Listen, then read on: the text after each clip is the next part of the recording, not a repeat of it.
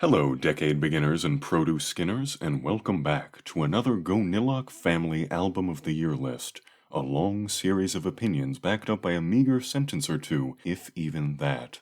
This past year, known colloquially as 2019, had a hell of a lot to offer, so I'd like to jump right in to the section in which I detail my absolute favorite heavy metal releases of the year. For those unfamiliar with this branding, heavy metal is how German speed metal maniacs often pronounce heavy metal, and I like the way that it sounds. The favorites list will be followed up by a separate list serving as an honorable mentions category for the albums that were a bit too unsavory to make it to the top. I'll begin the favorites list with Damnation Lust's Black Book of Necromancer. The title lacks an article, but the music has got it all. Damnation Lust is a low-fidelity, old-school Black Death project put out by the NVNM Collective, which, as far as I can tell, can do no wrong if you're into that DIY cassette tape core sound. NVNM also released DSS's Satanic Sounds of the Sorcerer, which sounds like black speed metal. As far as I can tell, this project is heavily influenced by that punky black metal style that a lot of Japanese bands used. If you're a fan of Syphilitic Vaginas, then you'd probably love Las Vegas, and if you're a fan of the band Syphilitic Vaginas, then I strongly urge you to check out this little demo. And while we're skirting down the path of blacky, punky, speedy tunes, let's be sure to name drop Devilmaster with their first full-length, Satan Kisses Children Goodnight. If you happen to know the band Cape of Bats, then you should know that this band shares members and sounds remarkably similar, though for some reason this band is blowing up in a way that Cape of Bats never came close to. One album in and Devilmaster is already on Relapse Records of all labels. I'm not sure why, but both bands deserve it, with their spooky, high-energy black metal that has a Halloween vibe sure to enchant your entire neighborhood. Keeping with the unintentional theme of bands that begin with the letter D, here's Decoherence and their salaciously self-titled EP, Decoherence. Bit of a redundant introduction, but all you need to know is that this is a short 2-song release of dissonant atmospheric black metal that managed to stay in my mind for almost a year, so you know it must be pretty goddamn fresh. I realized upon making this video that the band also released a full-length this year. I was not aware of that, and I'm not going to binge listen to it last minute so I can throw in an opinion, but it is something to be aware of if you enjoy the EP. From the sunny beaches of Iceland, Miss Thyrming channeled the emotional energy from her recent divorce with Mr. Thyrming, and made an interesting departure from the bleak and overwhelming nature of her first album. This time around, she produced a glumgluma, quite a far cry from her original sound, let me tell you. It still has a strong, pessimistic energy to it, but there's this swelling, triumphant, heroic feeling as well that I really dig. If I had to pick a single album as my favorite of the year, it would likely be this one. Otoplasty is some impressively stupid gore grind from at least one of the guys involved with Haggis. Every aspect of this crudity of reality tape is absurd. The drums sound like Donkey Kong jungle beats, the vocals sound like somebody recorded themselves walking through a bog full of cranberries. There is no aspect of this band that I don't find amusing, and I cannot recommend it enough if you're looking for something that's simultaneously gory and lighthearted.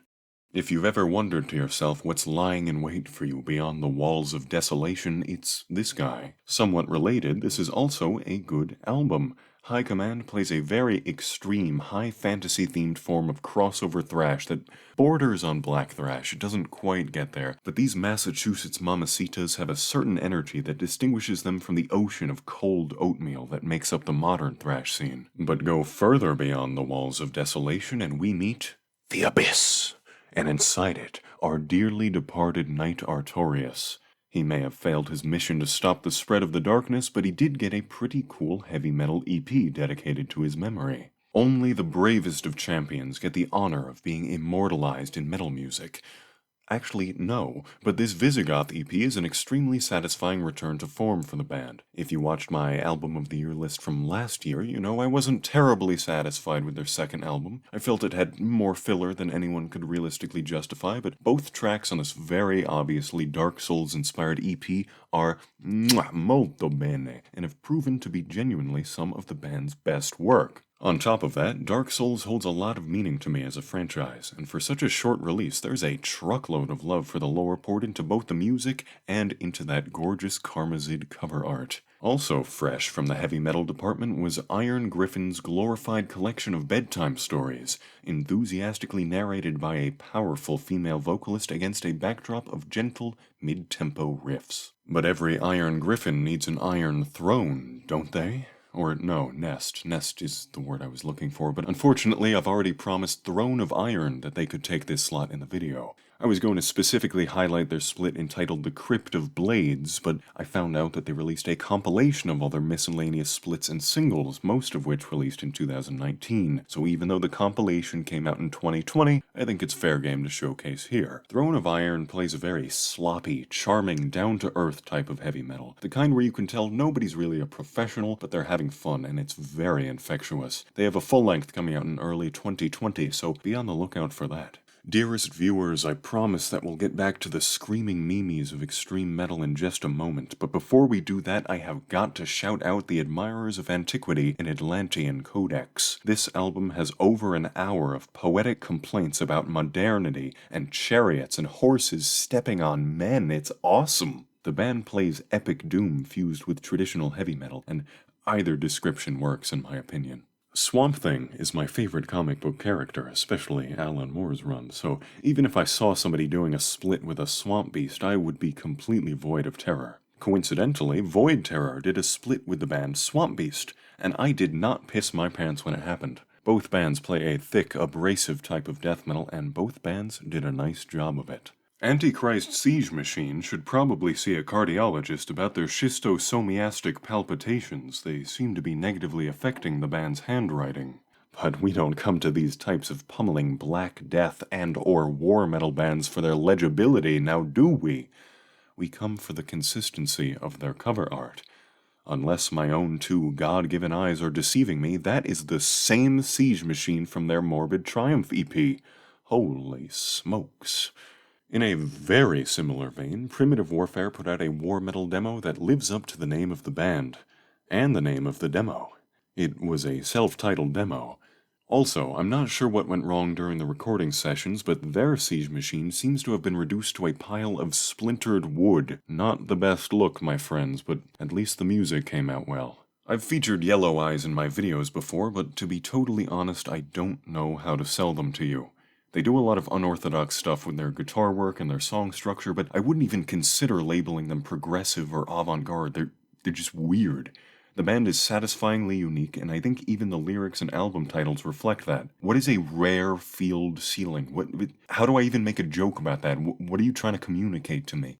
One of my longtime favorite black metal bands, Houkago, put out a brand new full-length album detailing how upset they were about some Facebook comments, and yet somehow they made it just as poetic and enthralling as their earlier work, lyrically and musically. The drumming in particular on this one is insane, but if you're familiar with Magua, this should not surprise you. But you'll have to age of excuse me, as we're a bit pressed for time here. We need to scurry down to Excarnated Entity, a factory-fresh death doom band that was recently stillborn in ash. I'm not sure what kind of self-respecting hospital employee would let that happen, but at least they seem to have handled the bone marrow reserves properly. If they didn't, we'd probably have some spoiled marrow, which happens to be the name of a new demo put out by Slimer from the original Ghostbusters movie. This little lad got so hungry that he cooked himself up some meat and potatoes death metal, with the satisfyingly low-fidelity production that you would expect from a demo. Perverted Ceremony teamed up with Witchcraft to invoke black candles. I'm not sure why that would be an impressive thing to do outside of a novelty context, but nevertheless, Perverted Ceremony continues to be one of the best early Profanatica-styled bands.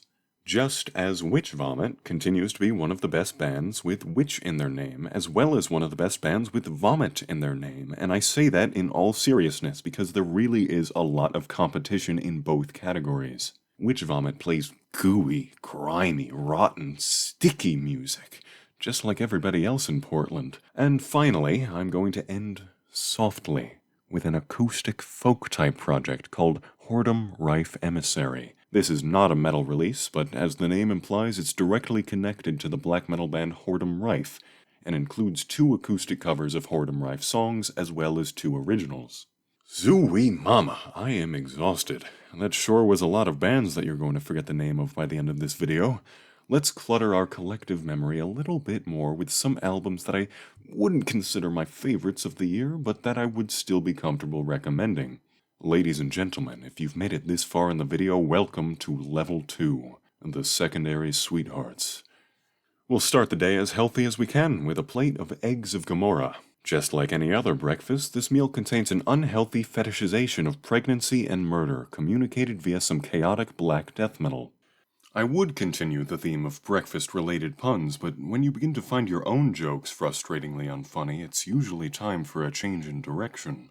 I'll try to avoid going full circle as we tap our toes towards Magic Circle, a modern band that models themselves after later hard rock and early traditional doom. Bands in this style are either made or broken by their vocalist, but it should be very telling that Brendan Radigan was chosen to fill in as the live vocalist for the legendary Pagan Altar. If that doesn't sell you on the band, I don't know what will. Probably listening to the band, yeah. Midnight Force was once described to me as a recording of knights singing to themselves on a long journey to pass the time, and that description hits the nail on the head, at least for their first album, Dunsinane. But on their second album, named after the way that a drunken Scotsman tries to pronounce goddamn, they made the unfortunate mistake of getting better at making music. I understand that this is a bizarre complaint, but while the album is still fantastic, it also feels more delicate and professionally made, which takes away a bit of the charm. That being said, it is by no means a deal breaker. But if you were to smash my brain in with a sledgehammer, on the other hand, well, that might be crossing the line. Unfortunately, the muscular young man in the 1990s first-person shooter-inspired armor didn't get the chance to consent to any relationship between the hammer and his brain before it was too late.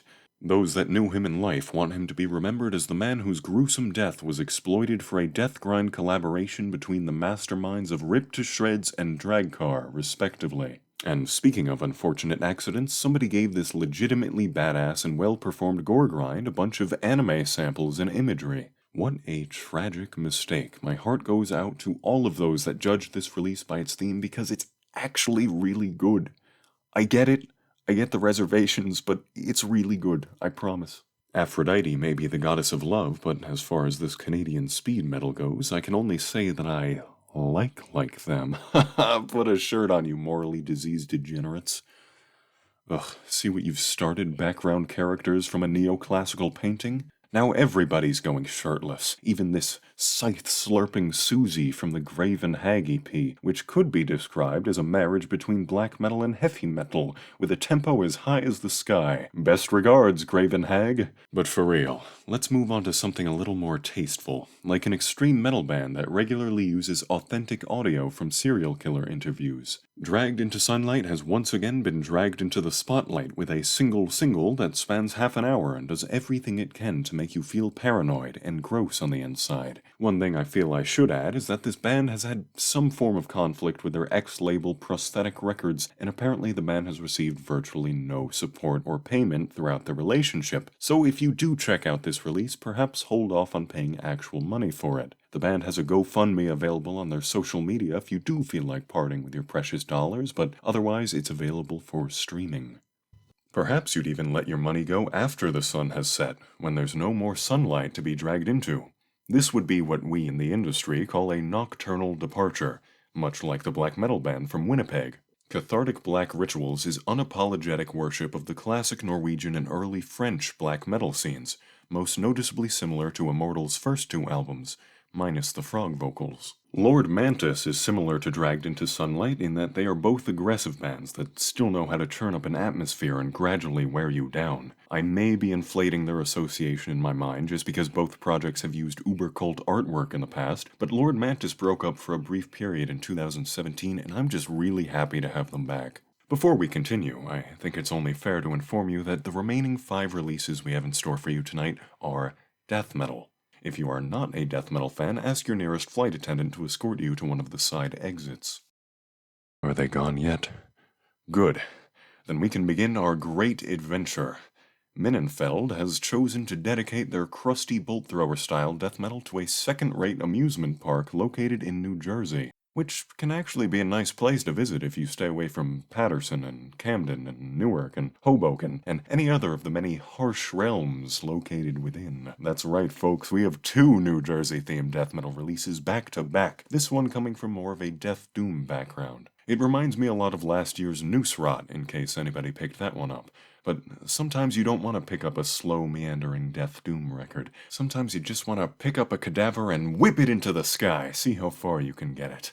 This is the art of corpse throwing, related, of course, to the one and only Corpse Thrower from California. Corpse Thrower is nothing groundbreaking, but if you're listening to modern death metal demos, then I think you already know what you're looking for, and it sure is an innovation. No, if you want something really groundbreaking, you'll need a shovel, which can be provided by our lovely friends in Filth Digger. Deified Mummified has thrashy bits, doomy sections, and a whole lot of slime. But once again, definitely no surprises here. Just the same old school filth that you maniacs have been gobbling for decades now.